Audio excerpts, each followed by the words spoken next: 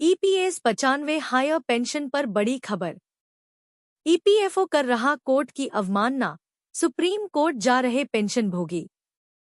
EPFO के खिलाफ पेंशनभोगी सुप्रीम कोर्ट जाने की तैयारी कर रहे हैं, क्योंकि उच्च पेंशन के आदेशों का पालन नहीं हो रहा। सोशल मीडिया पर पेंशनर्स ने नाराजगी जताई है और न्यूनतम पेंशन बढ़ाने की मांग की है।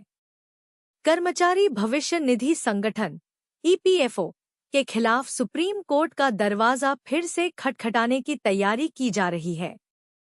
कर्मचारी पेंशन योजना 1995 ईपीएस 95 के तहत हायर पेंशन का इंतजार कर रहे पेंशनभोगियों का धैर्य अब जवाब दे रहा है। दरअसल पेंशनभोगी काफी लंबे समय से हायर पेंशन की मांग कर रहे हैं, जिसे अभी तक पूरा नहीं किया गया है। इसे देखते हुए कई सारे पेंशनर्स अब सुप्रीम कोर्ट का रुख कर रहे हैं। पेंशनभोगियों की नाराजगी। पेंशनभोगी खुलकर बोलने लगे हैं कि ईपीएफओ लगातार सुप्रीम कोर्ट के आदेशों की अवहेलना कर रहा है। पेंशनर्स ने सोशल मीडिया प्लेटफॉर्म पर अपनी नाराजगी जाहिर की है और मांग की है कि ईपीएफओ के खिलाफ सुप्रीम कोर्ट में अवमानना का केस दर्ज किया जाए।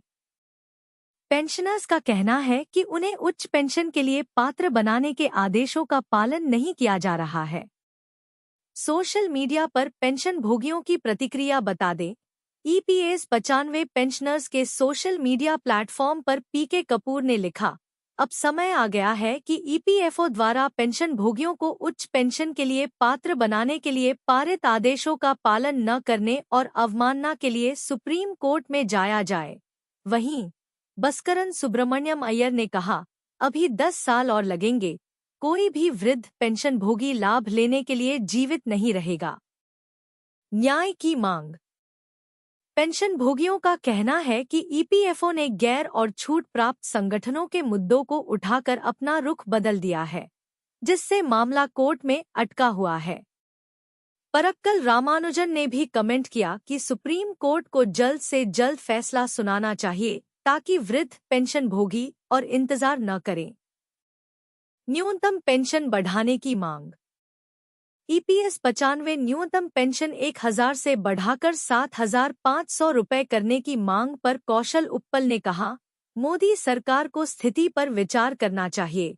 उन्होंने कहा कि ईपीएस पेंशनर्स ने अपनी युवावस्था में राष्ट्र के विकास में महत्वपूर्ण योगदान दिया है और उन्हें सामाजिक न्याय, समानता और वित्तीय सशक्तिकरण से वंचित रखना अनुचित है। पेंशनभोगियों की नाराजगी और उनकी न्याय की मांग को देखते हुए यह स्पष्ट है कि ईपीएफओ को अपने कार्यों में सुधार करना होगा। सुप्रीम कोर्ट में मामला ले जाने की तैयारी और पेंशनर्स की लगातार बढ़ती आवाज इस दिशा में एक महत्वपूर्ण कदम हो सकती है। ऐसे में उम्मीद की जा रही है कि सरकार और संबंधित संस्थाएं पेंशनभोगियों की समस्याओं को जल्द से जल्द सुलझाने के लिए कदम उठाएंगी, ताकि उन्हें उनके हक का न्याय मिल सके। मोदी जी अब से पहले इतने मायूस नहीं थे। ईपीएस 95 के 78 लाख पेंशनभोगी पिछले 8 वर्षों से बुजुर्गों द्वारा सहायता की गुहार लगाई जा रही है। अनदेखा करने का भला क्या सबब हो सकता है? बेचारे ईपीएस 95 के असहाय देश के 78 लाख पेंशनरों ने क्या गुनाह किया है? रोजाना अभाव में जीते हुए एक एक कर राम के प्यारे हुए जा रहे हैं। सूचना जी न्यूज छत्तीसगढ़। कर्मचारी पेंशन योजना 1995 एम्प्लॉय पेंशन स्कीम 1995 के तहत न्यूनतम पेंशन 1000, मिनिमम पेंशन 1000 रुपये के बजाय 7500 रुपये की मांग की जा रही है, लेकिन सरकार की ओर से इस पर अब तक कोई फैसला नहीं हो सका है। पेंशनभोगी अनिल कुमार नमदेव ने पीएम मोदी और ईपीएफओ को आड़े हाथ लेते हुए झकझोरने वाला पोस्ट किया है। ईपीएस 95 न्यूनतम पेंशन पर लिखते हैं कि उनकी तो ये आदत है कि वो कुछ नहीं कहते। शायद उनके दिल में ये विश्वास बैठ गया है कि ये जो 78 लाख ईपीएस 95 के पेंशनर्स हैं, उनके किसी काम के नहीं हैं और उनका कुछ बिगाड़ भी नहीं सकते। वरना जब उनसे दो दो व्यक्तिगत रूप से भेंट कर सारी व्याधा में प्रार्थना के अवगत कराया जा चुका है और पिछले 8 वर्षों से बुजुर्गों द्वारा सहायता की गुहार लगाई जा रही है, तब भी अनदेखा करने का भला क्या सबब हो सकता है। बेचारे ईपीएस 95 के असहाय देश के 78 लाख पेंशनरों ने क्या गुनाह किया है। वो तो जिंदगी के ऐसे उम्रदराज लोग हैं जो रोजाना अभाव में जीते हुए एक एक कर राम के प्यारे हुए जा रहे हैं। अपने आप को प्रधानमंत्री कहे जाने के बदले प्रधान सेवक मानने वाले आदरणीय से अब भी सभी उम्मीद लगाए बैठे हैं कि शायद किसी दिन उन पर भी नजर पड़ जाए, उनका मन पसीज जाए।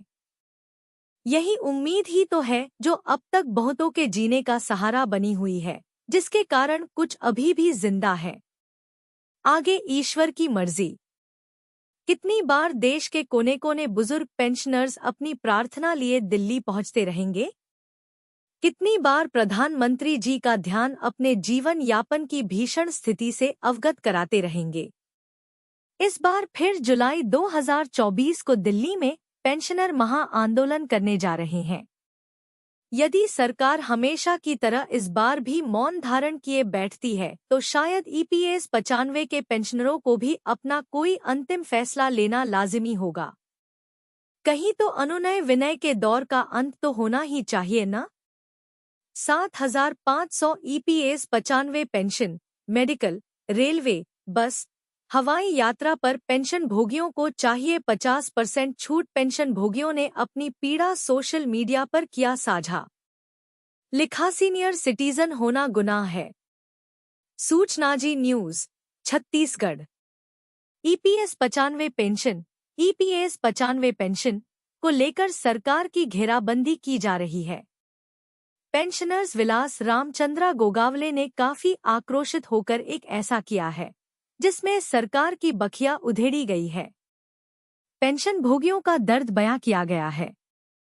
सोशल मीडिया पर पेंशनर्स लिखते हैं कि दिन प्रतिदिन के अपमान से बचने के लिए सरकार को 65 वर्ष की उम्र में सभी वरिष्ठ नागरिकों की करनी चाहिए।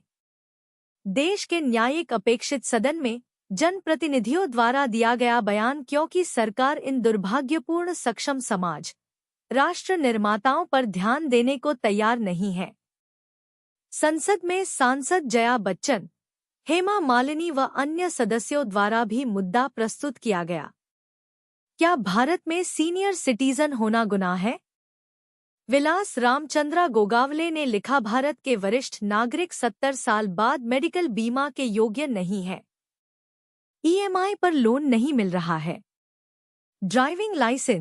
ड्राइविंग लाइसेंस नहीं दिया जाता है। इन्हें आय के लिए कोई नौकरी नहीं दी जाती है, इसलिए वे जीने के लिए दूसरों पर निर्भर हैं। उन्होंने 60 से 65 से सेवानिवृत्ति की आयु तक सभी करों, बीमा प्रीमियम का भुगतान किया है। अब सीनियर सिटीजन बनकर भी देना पड़ रहा है सारे टैक्स। भारत में वरिष्ठ नागरिकों के लिए कोई उपयोगी योजना नहीं है।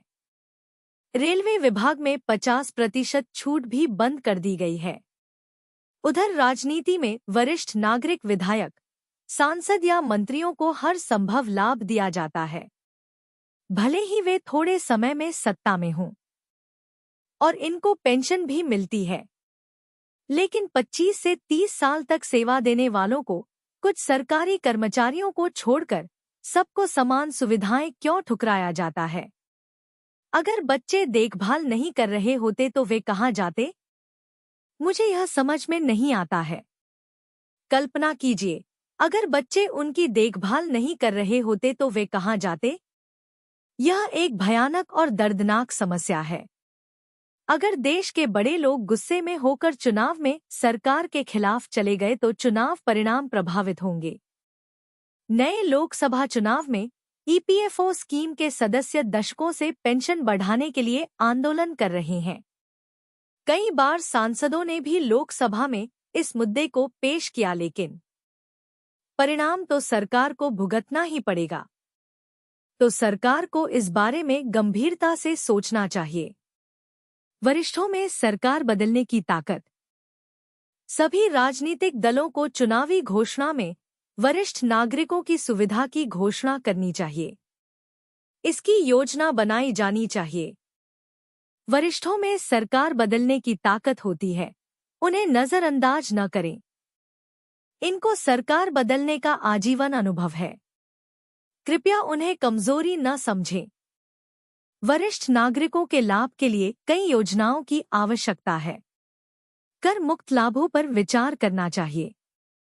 सरकार कल्याण योजनाओं पर बहुत पैसा खर्च करती है, लेकिन वरिष्ठ नागरिकों को कभी पता नहीं है। एफडी पर विपरीत बैंकों पर ब्याज दरें कम होने से वरिष्ठ नागरिकों की आय कम हो रही है। यदि उनमें से कुछ को परिवार और आत्म आरक्षण के लिए टूटी हुई पेंशन मिल रही है, तो वे भी आयकर के तहत हैं। तो वरिष्ठ नागरिकों को कुछ कर मुक्त लाभों पर विचार करना चाहिए। पेंशन भोगियों की इन 7 मांगों को न करें नजरअंदाज। 1. 60 वर्ष से अधिक उम्र के सभी नागरिकों को अपनी दैनिक आजीविका में भाग लेने के लिए पर्याप्त पेंशन प्राप्त करने की आवश्यकता है। 2. या कम से कम 2 समय का पोषण। 3. रेलवे, बस और हवाई यात्रा पर न्यूनतम 50% छूट आवश्यक है। इस उम्र में कितना घूमेगा? 4. हर किसी के पास अपनी आखिरी सांस तक स्वास्थ्य योजना बीमा होना चाहिए और प्रीमियम सरकार द्वारा भुगतान किया जाना चाहिए या मुफ्त उपचार। 5.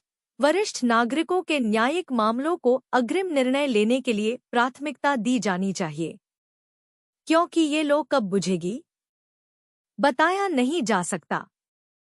6. प्रत्येक शहर में सभी सुविधाओं के साथ वरिष्ठ नागरिकों के लिए घर होने चाहिए। 7. सरकार 10 से 15 वर्ष पुराने प्रयुक्त वाहनों को स्क्रैपिंग के नियमों में संशोधन करे। यह नियम केवल वाणिज्यिक वाहनों के लिए लागू होना चाहिए। सरकार को इस तथ्य को जानना चाहिए